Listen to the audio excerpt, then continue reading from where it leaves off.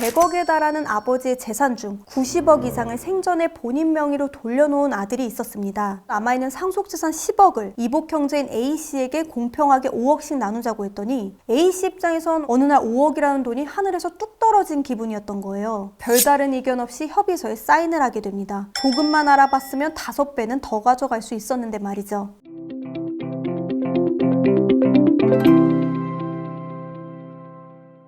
안녕하세요. 상속 전문 변호사 유지은입니다. 상속재산은 상속법에 따라 공평하게 나누는 게 원칙인데요. 돈이 걸린 문제다 보니 상속 다툼에서는 가족 간에도 본인의 이득을 위해 온갖 방법들을 사용합니다. 오늘은 상속재산 분할 과정에서 많은 분들이 실제로 당했던 사연들을 설명드리면서 이걸 시청하시는 분들이 추후 상속재산을 나누는 상황이 왔을 때 어떻게 이런 기망행위들을 피할 수 있는지 알려드리는 시간을 갖도록 하겠습니다.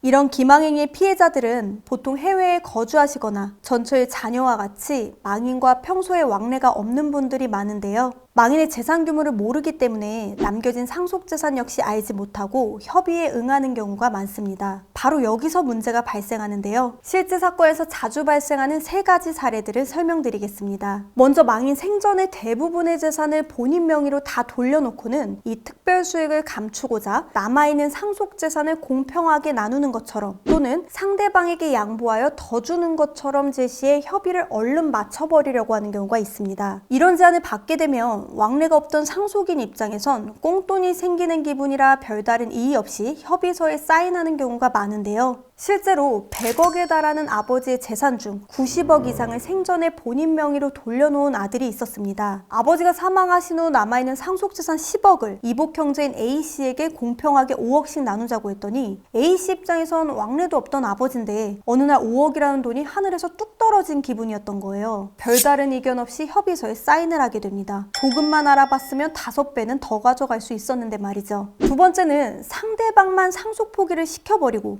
본인이 상속재산을 전부 상속받는 경우입니다. 해외에 있거나 왕래가 없는 상속인의 상황을 이용해 마치 남겨진 상속재산은 거의 없고 채무만 엄청 많은 것처럼 속이는 거죠. 이 채무를 떠안지 않으려면 상속 포기를 해야 하는데 어차피 나도 상속 포기해야 하니 내가 변호사 비용을 다 부담하겠다고 마치 선심 쓰듯 속이고 필요한 상속 포기 서류를 받으면 그 상속인만 상속 포기를 시켜버리고 본인이 전부 상속을 받아가는 겁니다. 마지막으로 합의한 내용과 다른 내용으로 협의서 작성을 해버리는 건데요. 말로는 공평하게 잘 협의해 협의서를 작성할 것처럼 하고 인감증명서와 인감도장을 보내라고 해서 막상 받고 나서는 본인에게 유리하게 작성한 협의서에 날인해 합의를 마무리하는 겁니다. 요즘 시대 그 중요한 인감을 누가 함부로 내주겠어 라고 생각할 수 있지만 가족 간에 설마 하는 마음도 있고 구두로 약속한 게 있으니 괜찮을 것이라고 의심을 못하는 거죠. 지금까지 설명드린 3가지 경우 모두 협의서 작성이 완료되거나 상속 포기 결정이 나왔다면 뒤늦게 속았다는 걸 알게 돼도 법적으로 다투기가 매우 불리해집니다. 증거가 없기 때문인데요. 반대로 이야기하자면 추후 법적으로 이를 다투려면 증거를 남겨둬야 한다는 결론이 나옵니다. 이 증거를 남기는 거에 앞서 최선책, 즉 이를 방지하는 방법부터 아셔야 하는데요. 늘 강조드리는 거지만 상속이 개시되면 가장 먼저 하셔야 하는 건 상속재산을 파악하는 겁니다. 망인 사망 후 1년 내에는 다들 아시는 바와 같이 주민센터에서 안심상속 원스톱 서비스를 신청해 쉽게 파악하실 수 있고요. 사정상 기한이 넘었을 경우엔 금융자산의 경우는 주거래은행에 직접 방문하셔서 금융감독원에서 운영하는 상속인 금융거래조회 서비스를 신청해 확인이 가능하고 부동산의 경우엔 구청에서 조상땅 찾기 서비스를 신청하시거나 지적 전산조회 자료를 발급하시면 파악이 가능합니다. 상속재산 파악이 끝났다면 모든 협의 과정에서 증거를 남겨놓아야 하는데요. 주고받은 문자나 카톡 메시지, 이메일, 통화 당시 녹취본 등을 전부 증거로 남겨놓게 되면 추후 협의가 이루어진 후에도 이것이 기망행위에 의한 협의였다라는 걸 증빙하여 협의를 무효화할 수도 있고 상속 포기 역시 취소가 가능해지기 때문에 반드시 준비하시길 바랍니다. 마지막으로 너무나 당연한 말이지만 인감은 본인이 모든 걸 눈으로 확인하고 직접 찍으시는 겁니다. 함부로 내주다가 큰일 난다는 점 다들 유념하시길 바라겠습니다.